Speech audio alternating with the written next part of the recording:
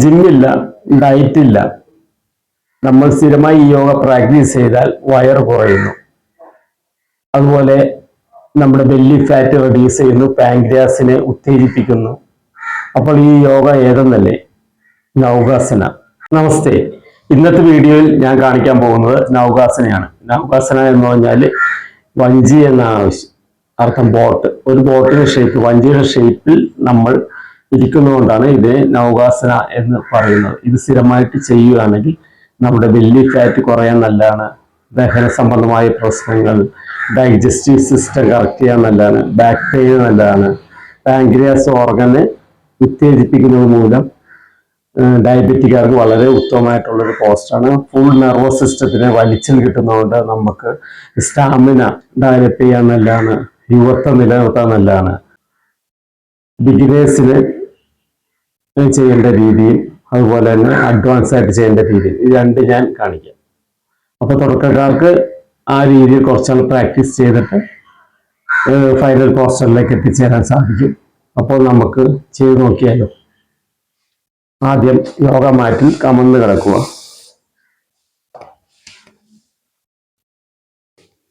യോഗ മാറ്റിൽ കമന്ന് കിടക്കുക.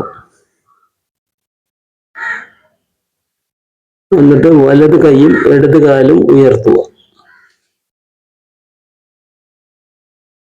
എന്നിട്ട് നോർമലായിട്ട് ഒരു 15 സെക്കൻഡ്സ് ഹോൾഡ് ചെയ്ത് നോർമലായിട്ട് ബ്രീത്ത് ചെയ്യാം. എന്നിട്ട് ഡൗൺ ചെയ്യാം. പിന്നെ ഇടത് കൈയും വലത് കാലും അതുപോലെ ഉയർത്തുക. നോർമലായിട്ട് ശ്വാസോച്ഛ്വാസം ചെയ്യാം 15 സെക്കൻഡ്സ്. എന്നിട്ട് ഡൗൺ ചെയ്യാം. അപ്പോൾ തുടക്കക്കാർക്ക് ഈ കാണിച്ച പോലെ ഒരു 5-6 റൗണ്ട് നമുക്ക് ഇങ്ങനെ പ്രാക്ടീസ് ചെയ്യാം. ഇങ്ങനെ ചെയ്ത് ശരീരത്തിൽ ഒരു വഴക്കം വന്ന ശേഷം നമുക്ക് യഥാർത്ഥ നൗകാസനത്തിലേക്ക് പോവാം. അതിനായിട്ട് കൈകൾ രണ്ടും ചേർത്ത് പിടിക്കാം. കാലുകൾ അടുപ്പിച്ച് പിടിച്ചിട്ട് കൈയും കാലും ഉയർത്തുക. ശരീരം വളഞ്ഞ് ഒരു വഞ്ചിയുടെ ഷേപ്പിൽ നമുക്ക് പൊസിഷൻ ചെയ്യാം. എന്നിട്ട് ആ പൊസിഷനിൽ 20 സെക്കൻഡ്സ് നമുക്ക് നോർമലായിട്ട് ബ്രീത്ത് ചെയ്തിട്ട് പൂർവ്വസ്ഥിതിയിലേക്ക് വരാം. ഞാൻ ചെയ്യാം, കണ്ടു നോക്കൂ.